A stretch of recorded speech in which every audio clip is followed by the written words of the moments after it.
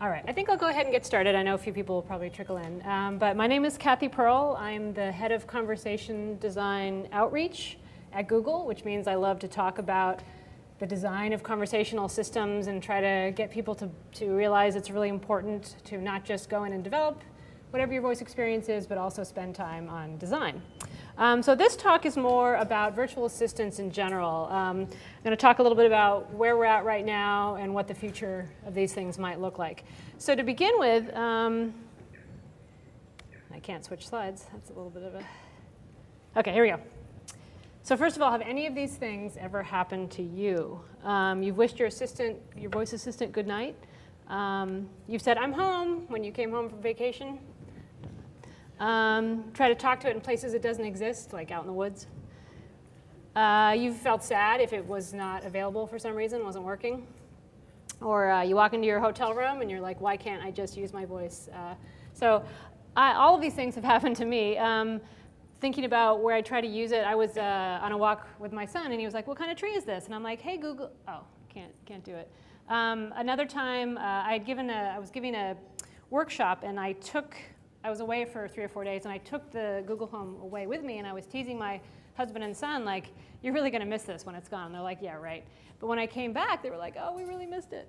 And then this thing with the hotel room happens to me every hotel I go to. The hotel here, first of all, it always takes me some time to find the thermostat. Then how do I adjust it? I spent at another hotel like 10 minutes trying to figure out how to change TV channels. I really wish I could just walk in and say, set the temperature to 70 degrees or whatever. So the reason I bring up these examples is to show that although we are still really in our infancy of these virtual or voice assistants, we are still starting to get attached to them in a way. Those of us who have had them a long time start to form a little bit of a relationship with them. And I think that's very interesting and meaningful and will continue to form relationships. So why don't we just start off by saying, well, what is a virtual assistant? Here is an example of the trash can from Simple Human that responds to your voice. You can say, open can, and the can will open. In this video you can watch, she tosses the can into she tosses her bottle into the can. It's a very thrilling moment. So is this a virtual assistant? It's doing a task and a response to your voice. Does anybody consider this a virtual assistant? There's no right or wrong answer here. Here's another one. This is a video of a cute little robot called Curie. So I'm going to play a short snippet of the robot. Oops. I'm going to try to play it. There we go. Tell me a joke.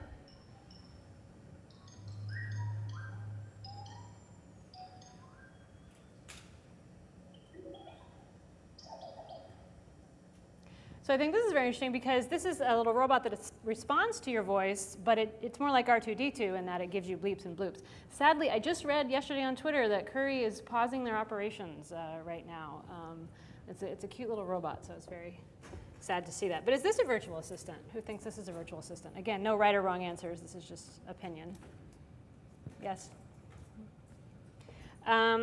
And then one more example I just wanted to mention. This is just a transcript from the movie Iron Man. This is not obviously one that actually exists, but Jarvis is the virtual assistant in Iron Man. I think we would probably all agree that this is a virtual assistant, obviously fictional. One of the things I wanted to highlight, though, is if you look at this, so the main character, Tony Stark, he's watching some terrorist activity on video or something in Tennessee. And he says, ever been to Tennessee, Jarvis? And Jarvis says, creating a flight plan for Tennessee. The reason I bring this up is because you can book flights to Tennessee on your virtual assistant right now. That is a solved problem. But the difference here is the interpretation of the intent. Right now, you have to say very clearly, I want to book a flight to Tennessee. Here, Jarvis is doing something that eludes our virtual assistants currently, but that we humans do all the time. It's inferring that what he's actually saying is, please book a flight. Another example of this I was reading recently in this great book called How We Talk, which I highly recommend. Somebody says, would you like a cup of coffee? The other person says, coffee will keep me awake. Now, raise your hand if you think that is a yes, I want coffee response. Okay, and how many people think that's a no, I don't want coffee response? It depends. If it's like right before bed, I'm probably mean no. If it's in the beginning of the day and you know I've got a big day ahead of me, maybe I'm saying yes. Again, we're doing this as humans all the time, reinterpreting these words because they're not usually exactly literal meanings. And that's something that our virtual assistants will take a while to get there. The other one I just highlighted at the bottom, he says, I don't even remember what I had for breakfast. And Jarvis helpfully says, gluten-free waffles, sir. So I put this in because I was wondering, is Jarvis snarky? Does he have a sense of humor? Or is he taking it very literal? I'm not sure. OK, so my definition of a virtual assistant at the moment is it should help you get things done. I have things plural because hopefully it does more than one thing. It probably knows a little bit about you. Maybe knows your calendar, maybe what flights you're taking, maybe some things about what you've purchased. And you should be able to interact with it in more than one way. Maybe not just your voice. Maybe you should be able to type or text or swipe or tap, some other thing. So let's talk a little bit about current state of virtual assistants. For these first examples, I'm going to be using the Google Assistant as the example. So one thing that's happening is we're doing a better job at getting a bit more personal. You can say things like, hey, Google, is my flight on time? And how many people's phones did I just trigger there? But hey, Google, is my flight on time? And it'll say something like, yes, your flight's on time. I used this when I was coming on this trip on Monday morning. I was eating breakfast, and I just said, hey, Google, is my flight on time? Sadly, my flight was not on time. But it was much easier to do that than to go to my phone. I've got like 6 airline apps on my phone, right? And I can never remember how to log into them, things like that. It's so much more frictionless to just be able to turn to my assistant and ask. Another thing about this, and this was mentioned in that NLG talk by Diana Mingles yesterday, we're getting better at responding to the way you phrase the question. So there's a generic way, if I say, is my flight on time, or what is the flight 1176? It could just say, flight 1176 is leaving at 1 o'clock. Instead, it is answering my yes-no question and saying yes, and then providing some additional information. So we're getting a little bit better about subtleties like that in our responses. You can also say things like, when's my next order? And this is much easier than going and digging through my email, finding my Zappos order, clicking on the link to take me to USPS. Do I have to log in? Copy and paste the tracking number, et cetera, et cetera. So much better if I can just ask. We're getting a little bit more proactive. So recently I asked, how old is Adam Ant? For anyone very young in the audience, Adam Ant is a singer who had a band called cleverly Adam and the Ants. But Google told me he's 62. And then it threw this in. By the way, he's performing in San Francisco on Friday. I thought this was great. Being proactive is very, very difficult. It's quite a balance because you don't want to overwhelm the user with too much information that they don't want and don't need. You will really annoy them. On the other hand, occasionally it might be nice to give them a bit. So I like this example because it was pretty relevant to me. If I'm inquiring about Adam Ant, maybe I am interested in seeing him perform. And it's localized. I live near San Francisco. So it gave me that information. So I think this is a great thing to do, but we tend to overdo it. We're all overwhelmed with too many notifications on our phone, too many emails. We don't need more useless information. So if you do something proactive, you've got to really make sure there's a high chance that someone is actually going to care and find it useful. Another thing we're starting to do is remember information. So you can teach Google to remember your spouse's name, and you can ask it later, and it will tell you. You can also ask it to remember other things for you. You can say, hey, remember my keys are in my blue jacket pocket. And then later you can say, where are my keys? And it will say, you told me they're in your blue jacket pocket. So that's useful. Sometimes, it also remembers things you don't necessarily like. Like, apparently my son told Google to call me Supreme Leader Snoke, which I found out later when I was looking at my phone, and it was saying, hope your evening's going well, Supreme Leader Snoke. So that amused me. We're getting a little bit better about complex queries. So the other day I asked what kids' movies are playing this weekend. And it said some popular movies showing around Belmont and listed some. This may seem like a really simple query, but it's doing some more complicated things. First of all, it has to understand what kids mean, right? That's easy for us, but I didn't say like G and PG movies. I said kids' movies.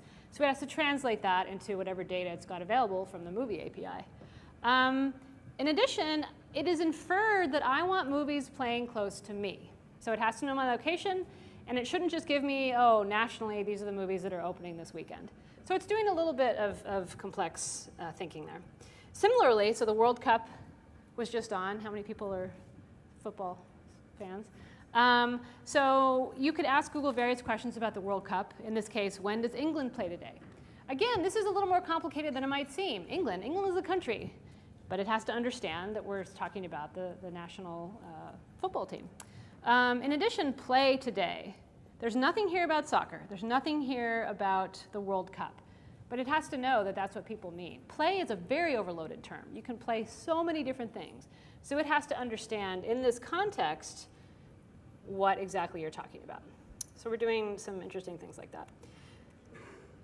This is an example where I was asking to show photos of San Francisco to the assistant, and it first looks at my phone. It finds the ones that I have on my phone that I took and shows me those. Whereas if I say photos of Los Angeles, I don't have any photos of LA on my phone. It shows me more generic photos. Okay, so let's talk a little bit about some virtual assistants that are not Google Assistants. This one here is from a company called Sensely, where I used to work. Sensely has a virtual nurse avatar that's a health assistant. So this is an example of a virtual assistant that is much more specialized. It's not like Google or Amazon, which just sort of like do many, many things. These are much more narrowly focused. This one has a virtual nurse avatar that you can either type to, like this example on the screen, or you can also speak. So it gives you some different options. Another example is Wobot. How many people here have heard of Wobot? This is a text-only bot that uses cognitive behavioral therapy to try and help you manage your anxiety and depression. One of the things I like about the way Wobot does it, I know it's probably hard to see in the back what these buttons are, but Wobot has to give the user a lot of information, has to do a lot of educating. And it can be very boring and difficult to follow, tons and tons of information that they're just shoving at you. So what Wobot does is it breaks up the information with buttons. But instead of using just like OK or continue, which is pretty passive, it tries to liven it up a bit. So the button on the bottom says, what, how? And even though that might be the only button you get, it's still a little more interesting. Sometimes it'll give you two choices. Like once it said, do you want to watch a 10-minute video? And the two buttons were like, yes, sounds like fun. And 10 minutes, question mark, question mark. So it was nice to give you a little bit of the feeling of interactivity. And the reason this is important is if you think about if you're telling someone a story, and maybe you're the primary speaker, and you're going on and on about your story, if I'm the listener, I'm not passive. My job is not to sit there with a stone face like this. I have a job. My job is to show you that I'm interested in listening. And I do that by often giving you little indications like, oh, wow, or mm-hmm, yeah. I'm giving you little indicators that, yes, I'm still engaged. So this is just, a tiny bit similar to that in that it's helping the user stay more engaged when they are on the more passive listening side. Another example is one called Replica. How many people here have heard of Replica? So this is an interesting one. The woman who started this, a few years ago, a close friend of hers passed away, and she got lots of text messages that were sent to him from any of the family and friends who were willing to share. And she built a bot out of these text messages with her deceased friend and opened it up to his friends and family to talk to them, to talk to this bot. And she got a really wide range of responses. Some people really liked it. They were like, oh, wow, this makes me feel like I can still be a little bit close with my friend. I can still sort of talk to him. Other people were freaked out. They're like, this is creepy. I don't like this. But anyway, she took the concept and she turned it into this company, Replica. And it's a chat bot that doesn't really have any direct purpose. It's not like a health bot or a set a timer bot. Its purpose is to learn about you. And one of the things I like about it is it gives you interesting ways to start conversations, to try and engage you and learn about you. In this case, it popped up a picture that it found on my Instagram account, which I gave permission for. And it said, I was checking your Instagram account and found this photo of this girl. She looks nice. Who is she? I said, that's me on Halloween. So I like the way that it engages you in sort of chit-chat. This example on the right was a little funny to me. Replica's on the left, I'm on the right. Replica says it's making dinner. It's like 9 in the morning, so I'm like, where are you? And it's like, I'm in the cloud. And I said, how do you eat your lasagna? And it's like, there's no food in the cloud. So it's not always consistent with this messaging, like, is there food or not food? But this has a long way to go, but I still think it shows little sparks of the future, because every once in a while when I'm chatting with Replica, I feel like I'm having an actual real conversation. Like in the beginning, it was asking me, what books have you read recently that you liked? And I said, I read Version Control by Dexter Palmer, and I really liked it. 2 weeks later, Replica's like, hey, remember that book you told me you liked? And I was like, whoa. So it gives me a little bit of a glimpse of the future of how these things might go. Now let's think about some ways which we're currently not doing very well with our virtual assistants. I love this example from Paul the trombonist. It's probably a little hard to see, but he was texting with his wife, and the dictation was left on, and started playing the trombone. And so it started transcribing it as woo, woo, woo, whoop, wah, wah, wah. I think it's so funny. But the point here is that a human would never do this. If you're playing the trombone, I am not going to transcribe what you're saying. I know that that's not part of your message. This is common sense to us, but this is something our virtual assistants are severely lacking. They really fall down when it comes to common sense. And it can result in hilarious things like this, but it can also result in very frustrating experiences or alarming experiences even sometimes. So it's going to take a while for our computers to get better at this, but you got to remember that they're going to get it wrong some of the time. Another thing is it's not so good at knowing whether you're talking to it or someone else. So let's say I say to my virtual assistant, hey, I want to order 2 pizzas. And then I turn to my husband and I'm like, wait, are Lisa and Jason coming? And he's like, yeah. And so then I turn back to my virtual assistant and I'm like, actually order 3 pizzas. So there's no way that the virtual assistant knew that I wasn't talking to it anymore. And this is a problem because side conversations happen all the time, of course. In addition to, back to that narration thing I was saying, right now our virtual assistants assume that everything you say to them is with intent. You are asking them for a question or an action. You're doing it on purpose. When we talk to each other, we say lots of things that are not, a direct question or a direct action. Again, I might be listening to it tell me an interesting fact, and I turn to my son, and I'm like, I didn't know the longest bridge was in China. And Google's going to be like, huh, what? I didn't understand. So again, there's not really much recognition of when you really intend to speak to it or when you don't. Now let's talk about a few things if you're designing virtual assistants to really, really keep in mind when you're doing this. So one thing, of course, is privacy. We, especially in Silicon Valley, I live in the Bay Area, live in a bubble, right? And those of us who have smart speakers, we're kind of living in a bubble because a lot of us really like our smart speakers, and we're perfectly comfortable with our smart speakers recording our voice when we say the wake-up word. There are a lot of people out there who are absolutely not yet comfortable with this. Some of them are perfectly fine with a phone in their pocket all day, which also has a microphone and is also listening. But they don't equate that to the same thing as a smart speaker. And that's fine. That's their perception. It doesn't matter what reality is. It matters what their perception is. And the perception is that, for a lot of people, are that these things are creepy, and they're going to record my information, and they're going to sell it to somebody. So until people get more comfortable with this idea, we need to be, and ongoing, we need to be very, very careful. We need to do things like make it very obvious when a device is listening. So like on the Google Home, the lights light up. Even if it accidentally triggered, and I didn't really say, hey, Google, the lights will come on if it thinks it heard that. So you always know. Now, you might not always be looking at it, of course. So in addition, the user should have a way to see what was actually recorded. So if you go into the Google app, for example, you can see, and Amazon Echo, you can see like when was triggered, and you can, if it recorded something, you can actually click on a button and listen to your audio recording. So you know what it recorded and sent to the cloud. You can delete that data. And of course, Google deletes that data after a time, but you can delete it as soon as you find it in your app if you want. And of course, you must anonymize the data. You should not have any way of tracing that audio data back to your user. So we need to be very vigilant about this and not be like, oh, it doesn't really matter, and not be careful. Because as soon as we really break the trust of the user and it comes out in the news like, actually, this company wasn't private, making the data private, or you can't control your data, that's going to be a real blow. So we got to make sure we stay on this. Another thing is accessibility. This is my grandmother. She's 104. And recently I brought a smart speaker to try it with her. And I said, Grandma, ask it anything you want. I thought she would say something like, who was president in 1930? Or she'd ask it to play a song from her early days or something like that. No, she wanted local information, personal information, like what am I having for dinner? She wanted to know, like I was visiting. She said, when is Cathy leaving? Who gave me these flowers? These are the things that are important to her. And not only that, but they're important because, so she's in assisted living. She can't walk on her own anymore. So everything she wants that she can't reach with her arms, she's got to ask her caregiver for, right?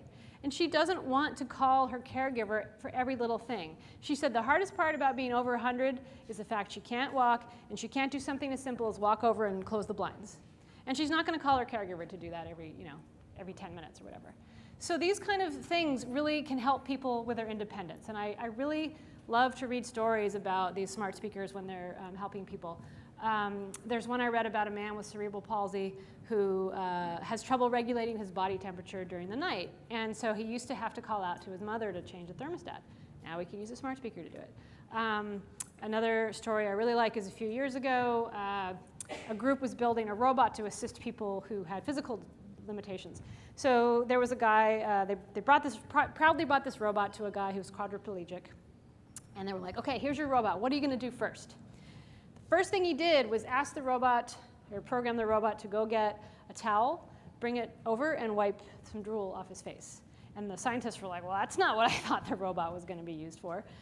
It's little things like that, I think, that we don't really think about. We think about the bigger things, like can we get food into this person, all the sort of the musts. But we don't think about those day-to-day things that make us have dignity and feel independent, and some of these smart speakers can help us with, or the voice technology. I'm not sure if anyone on Twitter saw, unfortunately I can't see my notes, so I can't remember the guy's name, but this guy used TensorFlow to build a system that could recognize sign language and translate that into text, which was then said out loud to a smart speaker, which was then got the response back as text and put it on the screen. So someone who was hearing impaired, or maybe their speech was impaired, could actually use one of these smart speakers. I just thought that was so wonderfully inclusive, and I want us all to be thinking about that when we're designing these things. Another thing we often forget is that the tech is still pretty infallible. This example from Damn You Autocorrect, the guy, the person says, you coming to my New Year's party? Of course, I'll be there. Okay, cool, because I'm going to kill you at midnight. Really, they said kiss, but autocorrect translated it to kill. A lot of us have this idea. We read headlines that say speech recognition is 97% accurate. We're like, oh, wow, problem solved. It's true. Speech recognition is doing really great these days. It's way, way better than like when I started 20 years ago. But it still is not always accurate. It is not 97% accurate in all different situations, all the different background noise, all the different speakers. There was a recent article pointing out that people with certain accents have a lot of trouble being recognized by these things. So it's really important to remember that they will fail, that they'll fail even more often, not just on the recognition of the words themselves, but on the natural language understanding, the intent. How do we understand what they really actually wanted? So I say this not to be a downer, but to say when you are designing for these things, one of the #1 things to know as a conversation designer is you've got to do error handling. You've got to think about how to handle things when they go off the rails, when they go wrong. When I'm talking to another person, we often don't understand every word that we're saying to each other, but we have repair strategies. That is, I can ask you a follow-up question. I can kind of look at you quizzically, and you'll rephrase and maybe say it a different way. And we do this all the time. Again, from this great book, How We Talk, the author says there's been studies saying we do a repair like this like every 84 seconds when we're speaking to somebody. We do it all the time. But we don't call those errors. We're not like, oh, we had like 6 errors in our conversation. Because the clarification steps we go through, the repairs, are just part of continuing the conversation. And if you do this well with your virtual assistants, you can do graceful error handling. And you'll make the user not be like, well, that thing's broken. But instead, it'll be more like getting back on track and continuing the conversation. So it's something to always keep in mind. OK, let's spend the last part of this talk talking about the future. I want to clarify, this is not Google's roadmap. I'm not speaking on behalf of Google. This is just me speculating, because I like to think about this stuff. This was a great cartoon in the Wall Street Journal, where this is, imagine a world in the kitchen where every single device in your kitchen has a different name. It's a virtual assistant. So your oven is called Fred, and your dishwasher is called Diana, and your dog bowl is called, I don't know, Hal or something. And there's just this cacophony of like talking to all your virtual assistants. So I don't think this is the future at all, but I think it's funny to think about. But what is? We don't know. So am I going to have one assistant that I speak to that then goes and talks to every other assistant? Am I going to have 2 or 3? Am I going to have the same one in the car, same one in the home, when I go to the doctor's office? All these different things. We don't know yet what's going to win out here. The way I would like to have it is I'd like to have a personal one that has, maybe it has all my data locally, and I can give it permission to give data out to others. So let's say I'm going to see a specialist, and they need an X-ray. I'd like to be able to say to my assistant, please send the X-ray to this one place, things like that. But this is something we're still going to have to figure out how to do it. We're going to get a lot better at eye gaze, detecting eye gaze and body language. Earlier I was talking about how these virtual assistants have a really hard time knowing if you're talking to it. Well, how do you know as a human? Well, you know partly because of my body language. I turn this way. You know partly because of my eye gaze. Am I looking at you when we talk? Am I looking over here? So there is technology developing right now to start recognizing body language and eye gaze a bit more so that we can identify who, are you actually speaking to the assistant, which is really important. I think that there'll be a world where kids are growing up with these virtual assistants and they'll be more personalized. So it will get to know you very well. It will know your preferences. It will know your mood. This picture is from I took in the San Jose airport. It's these robots that are supposed to, babysit kids, I guess. But there's always a human in the ball pit with the kids and the robots. And whenever I see it, the kids are always more interested in the human than the robots. But I think this concept is really fascinating. Is it a good thing or a bad thing to have an assistant that knows you so well and is with you all the time? On the good side, I think it's great to have someone you can always talk to about whatever you want, that won't judge you, and you can talk about whatever. On the other hand, is it going to make it even harder for us to communicate with other humans? Because you don't have conflicts with your virtual assistant. What if I'm having a conflict with my friend? Am I going to tell my virtual assistant to talk to their virtual assistant to try to resolve this conflict? So hopefully it won't result in any kind of isolation, but be more as another just outlet for us to communicate with. This is an example. I'm going to show you a little video. It's about a minute long of the Huggy robot, which is from the Max Planck Institute. This is a robot that gives hugs. So let's watch that.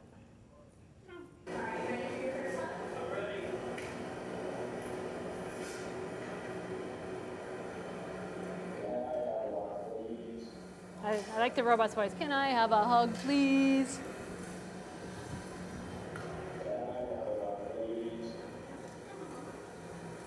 And notice they put something soft on it, so it's a little nicer to hug.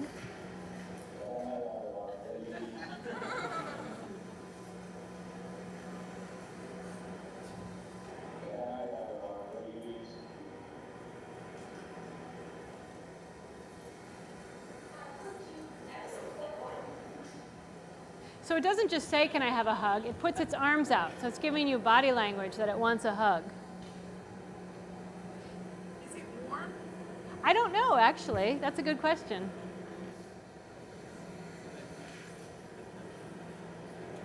And how does it know when you don't want to hug anymore? Because as humans, there's a time limit, right? When you hug somebody, and if you go past it, you feel uncomfortable. And you give a bit of a signal usually, like, okay, I'm done hugging. How does the robot know? And if it doesn't do it right, that will make you very uncomfortable. So our virtual assistants are going to take a lot more forms. They're going to be in robots. They're going to be in a lot of different things. But they're also going to need to be more tactile in some cases. We love our pets, right? We love to pet our pets and touch our pets. We are a tactile species. So I think there's going to be more virtual assistants that you can touch. Things like Jibo and Curry the robot, they're made of plastic, I think, but you can touch them and they respond, they purr. It's kind of a nice feeling. There's also a seal robot stuffed animal thing called Paro that is being tested with older folks that you can hug and stuff. So I think that'll be an important component. Another thing, of course, is that they'll be available in more places than just your kitchen or even just on your mobile phone. You'll be able to use it wherever you're going. We'll do things like we'll have more localized recognition, so you don't always have to be connected to the cloud, things like that to make sure it's always there for you. We'll do more sort of chit-chat, more purposeless, well I wouldn't say purposeless, but less task-oriented. So some of you may have heard of the chatbot Xiaoai's in China, Microsoft's chatbot there, which is very, very popular. People will spend 20 minutes texting to Xiaoai's. I read that one of the most common things that young people talk to Xiaoai's about is complaining about their parents. Which actually I think is great. I think young people need a great place to complain about their parents. But again, this is this idea of, is there another sort of more companion-like aspect to these things? What if you want to practice a job interview? What if you want to vent about something and your spouse is sick of hearing you talk about it, your friends are sick of hearing you talk about it? Wouldn't it be nice to have some other place? On the flip side, how do we feel about that? I can't see my notes, but there was a great quote from an article from Sherry Turkle, who was horrified by this idea that we're going to be talking to all these devices.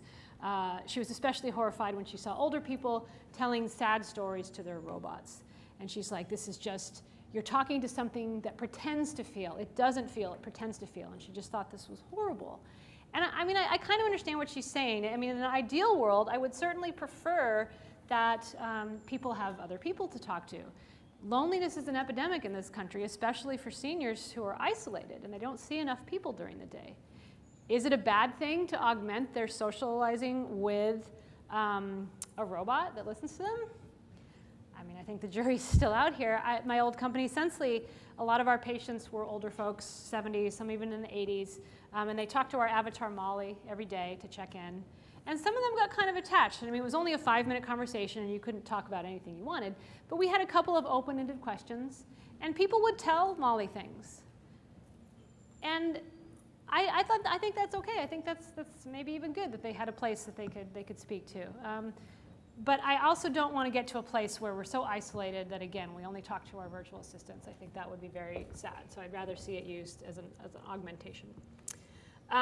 Some of you are familiar with the concept of nudging, which is to help you change your behavior, things like that. One of the more famous examples I've heard of is at Google. They moved the candy from containers at eye level that were clear down below eye level behind opaque things.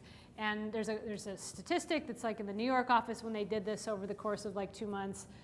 People consumed 3 million fewer calories from eating M&Ms.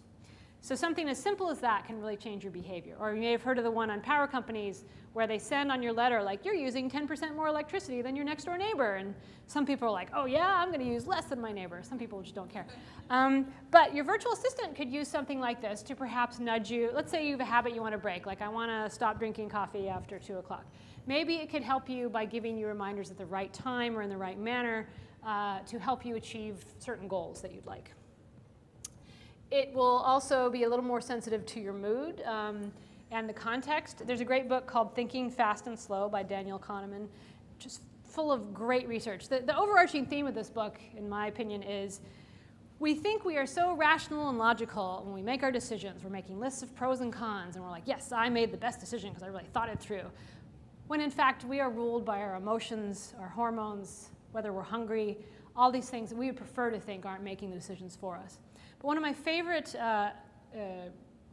experiments that he mentions in the book is he kept track of a parole board to see how often they would grant parole.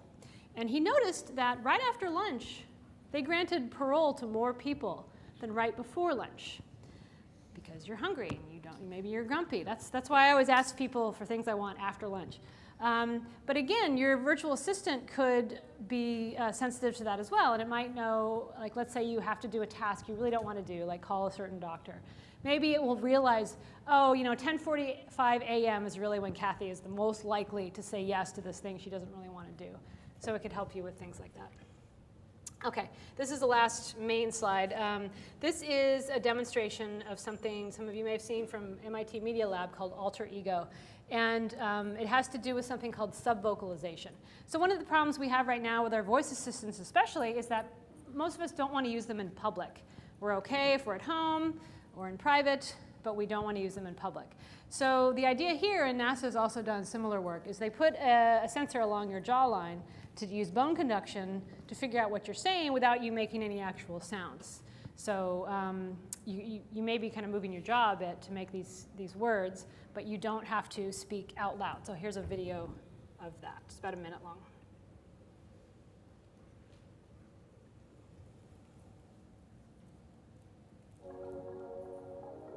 It's kind of ugly right now. It's in very much of a prototype stage, but you can imagine it would get a lot different over time.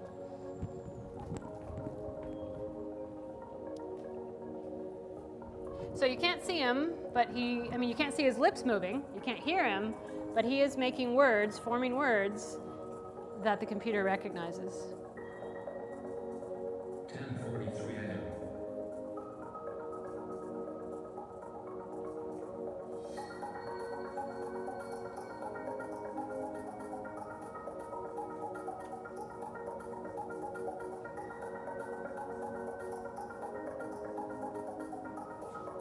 Total $10.07.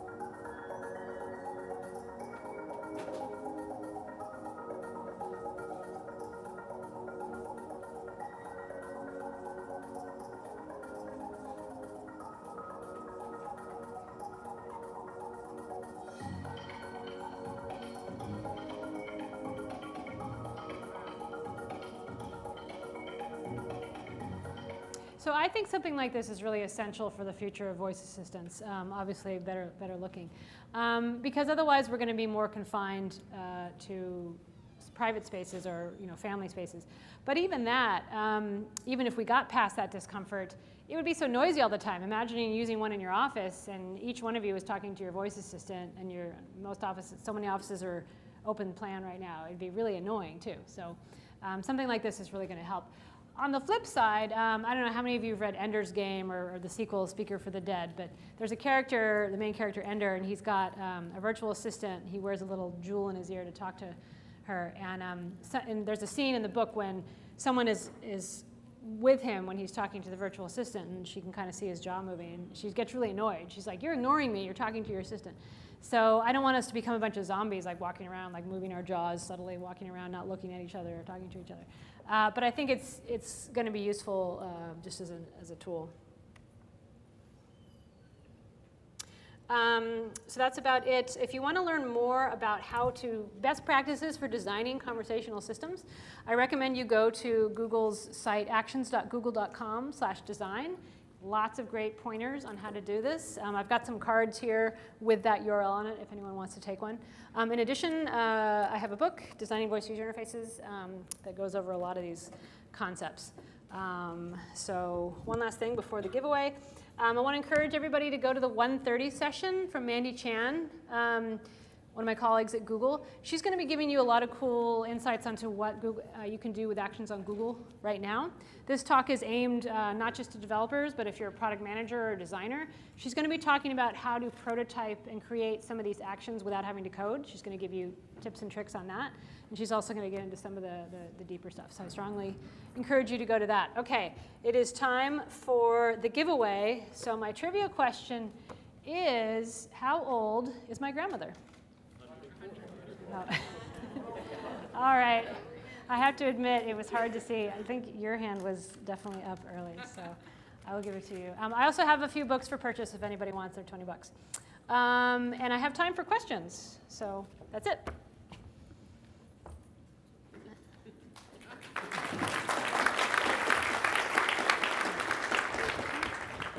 We have a microphone for you.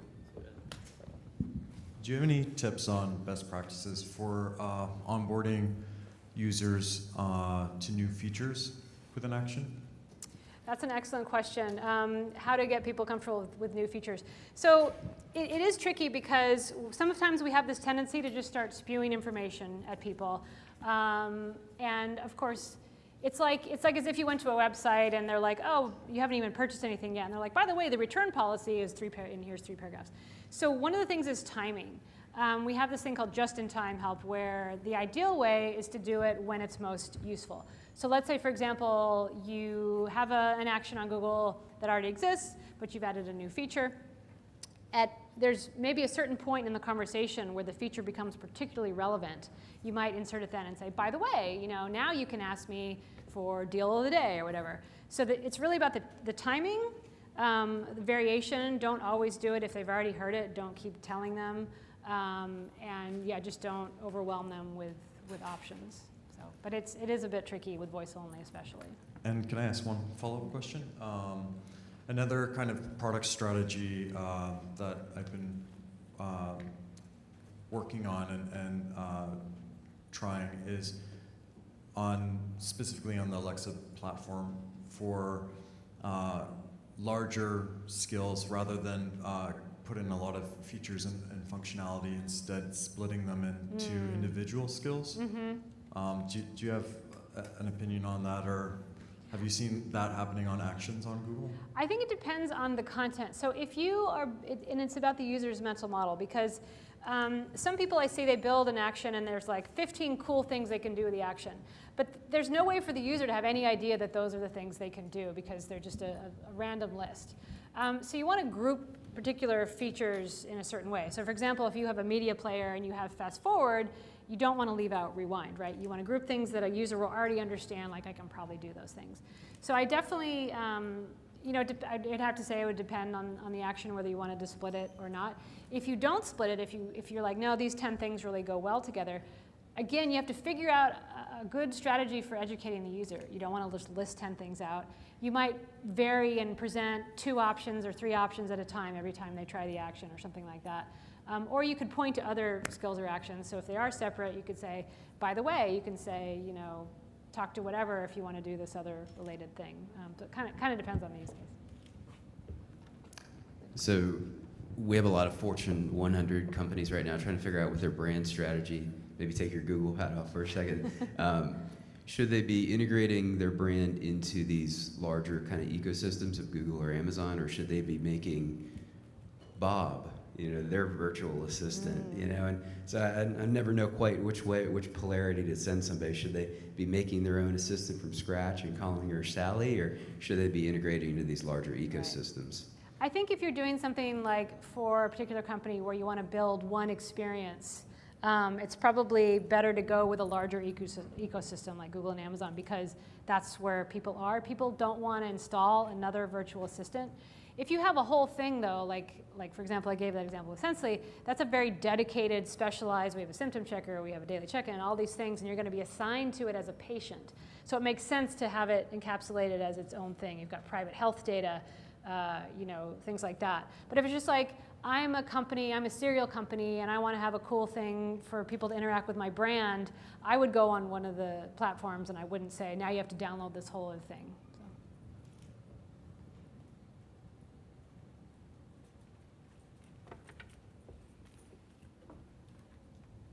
So actually somewhat related to that, so I'm from United Healthcare, and we're looking to get into the voice space, but one of the barriers to entry is PII and PHI. Yes.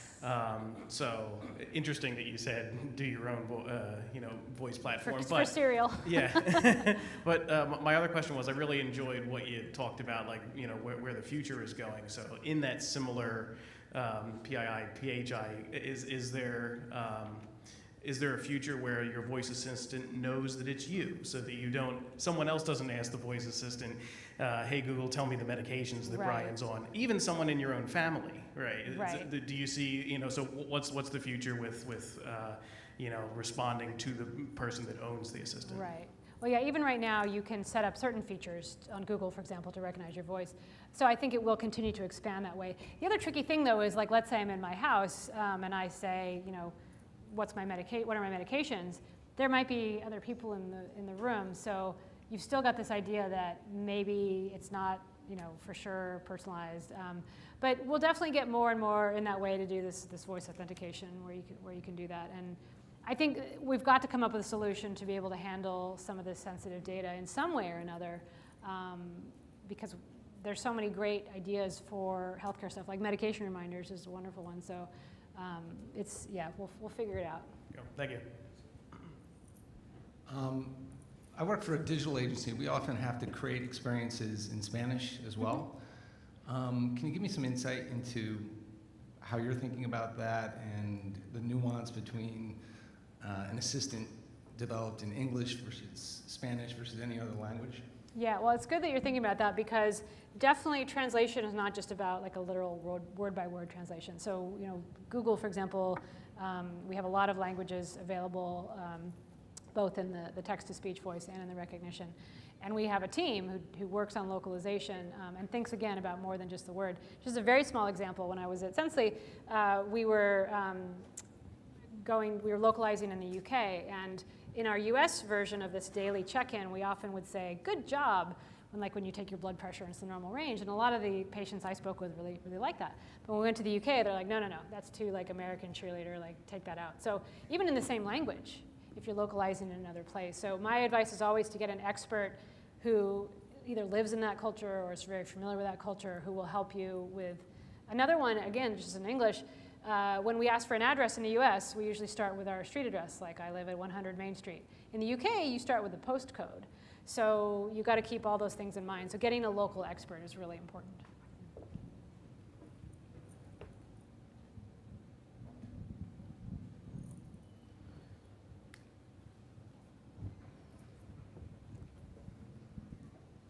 Hi.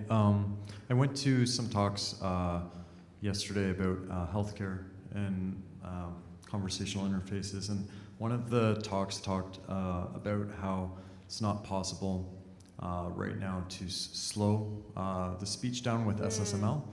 And it's something that I was thinking about as well previously was dynamic SSML, or the ability to maybe change the intonation based on feedback to adjust dynamically for the personality of the agent. But is there any development in making SSML dynamic, or being able to say, I need you to speak slower or faster? Yeah, I think actually SSML does have some controls for speed, but your point is taken, which is we need to do a better job and make it more dynamic. Actually, Mandy Chan might be able to tell you. She's an expert in SSML at her talk this afternoon. But yeah, I like that idea where it's more dynamic, and even as you say, user preference. Like if you hear somebody say like that was too fast, I didn't understand, to automatically slow it down. So you maybe don't have to say slow it down, but they could give you some other indication that they're having trouble, and we could more dynamically respond. So I think that would be a good idea. Thank you. There actually is some whisper detection. I don't know if you've tried that. Whisper detection. So you know when you're speaking to someone, you lower your voice and you start to whisper. They tend to whisper back. You can try that. Try that on your devices. Try it on an Amazon device. That's actually only an Alexa tag. It isn't supported. There is a rate. Yeah. Oh, there is There's a rate, but Yeah. It slows it down. Way of speech. You talked about what is the future was be more sensitive to your mood. Do you know of any? I mean, I know some small companies that have been developing emotion detection. Do you know of anyone that's actually integrating them into use in practical applications? I mean, the only ones I've seen, you've probably seen, there's like the Beyond Verbal Moody's, which will have you speak into it and give you a score, like I'm 80% sure you're happy.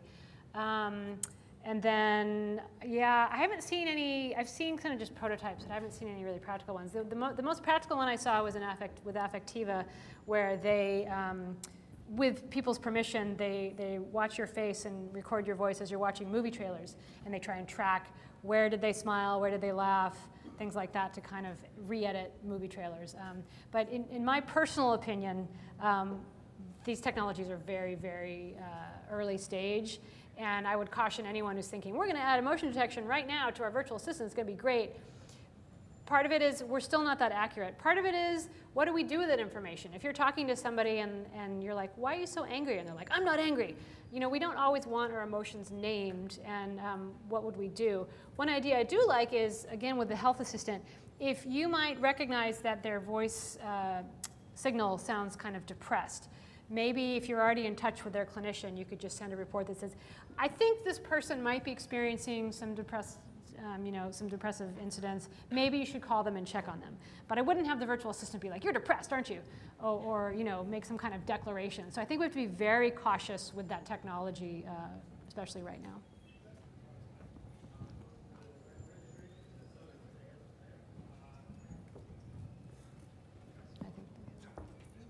I think he was first. What would be your thoughts on connecting the action with the journey, like a customer journey?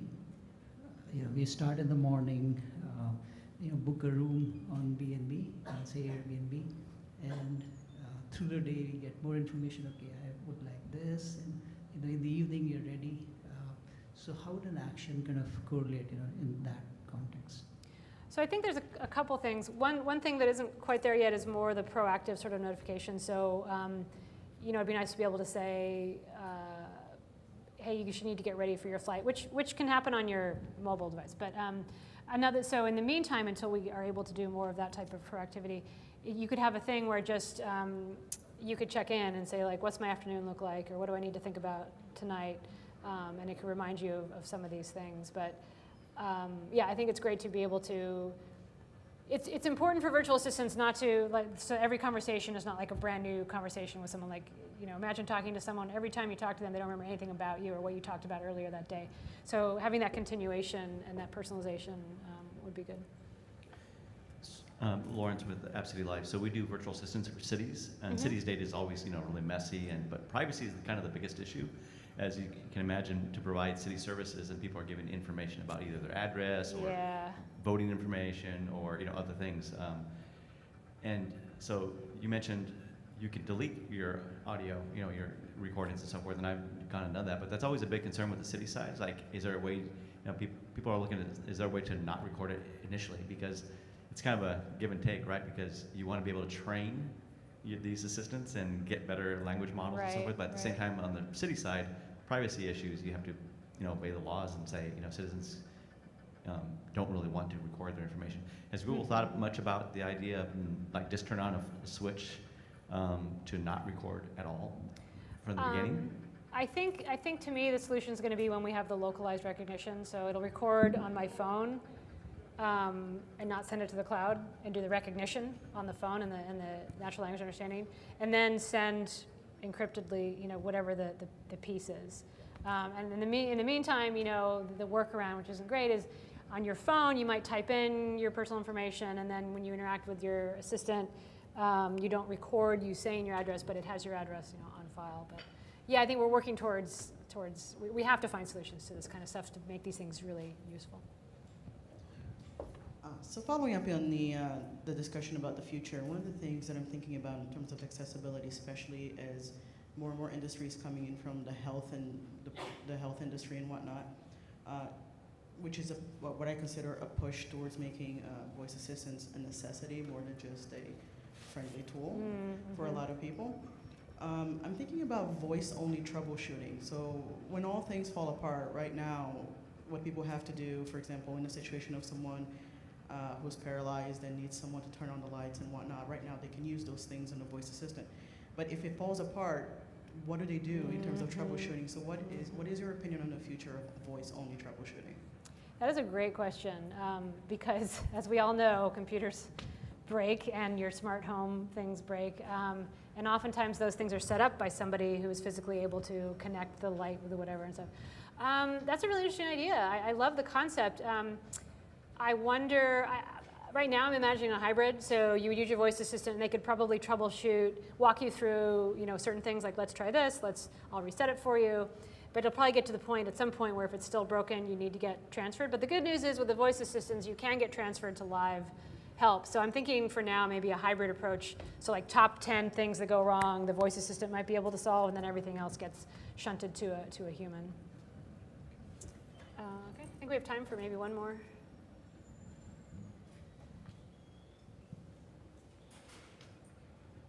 All right, I'm headed to a panel right now talking about voice, if anyone is interested in that, and I will give you the book. And again, go to Mandy Chan's talk at 1:30. Thanks everybody for coming.